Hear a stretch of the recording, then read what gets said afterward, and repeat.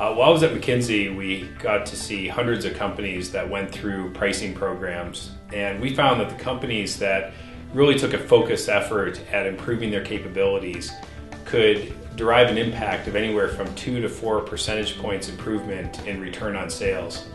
If you look at the average operating profit of the global 1,200 companies, it's around 11%. So that says pricing could generate anywhere from 15 to 40% of the operating profit of a public company. Unfortunately, many companies don't approach pricing with the view that it generates that amount to the bottom line for the company. An example, I was talking to an automotive executive who said, we've got hundreds of engineers that focus on taking ounces out of parts for a new car, or pennies from the purchasing cost. But when it comes time to do a price promotion, they'll slap $2,000 rebate on the car without any kind of science and really focused analysis around it. So pricing often doesn't get the bandwidth required to really take a focus effort and to have the impact that it should and the profile that it should have within the company. So what are some ideas about how you could raise the profile of pricing within your company? First is to treat pricing as an independent business unit. Really approach pricing as you would another element of the company that generates a 20 to 40% improvement in operating profit.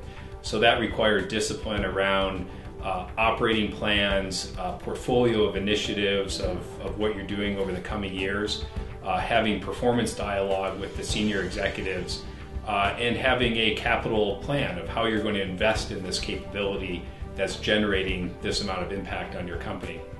Second idea is to be an active pricing organization as opposed to a passive pricing group.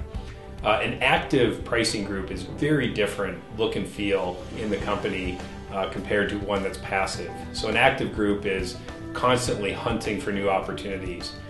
They're not just facilitating the performance dialogue in pricing, they're actively driving it and pushing the ideas, pushing for accountability across the company.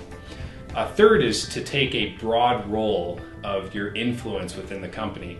Many pricing groups, in my experience, will be kind of too myopic and too focused on things like transaction pricing or price list or pricing strategy. If you think about it, the pricing insight that is gained gives access to a much broader influence within the company of, for example, how salespeople are selling the value of the company or the value of the products. And pricing groups have a much greater opportunity to be involved in many different things, like sales training, driving the performance dialogue of the sales force. So the third recommendation is to think of your role much broader in the company than you might expect. Fourth is to staff your pricing organization with people with a high leadership quotient. I look at three things from people in a pricing group: IQ, intellectual quotient; PQ, your pricing quotient, how much you know about pricing; and third is your LQ, your leadership quotient. So that is, how good are you at being a leader at driving change in the company. My experience in pricing is having people change their behavior is much more of a leadership challenge than it is an analytical challenge. So even if you've got the numbers right, if you don't have the qualities to really be a leader within the company, all of that will go for naught. So look for people that have, and I would even pick leadership qualities over pricing technical capabilities if I had the choice. So focus more on LQ than you might otherwise. Pricing is probably one of the most daunting change management challenges of any discipline within a company. If you think about it, it affects many different people in the company, finance, sales, marketing, in a very significant way. It affects relationships with customers, compensation, meeting targets, etc.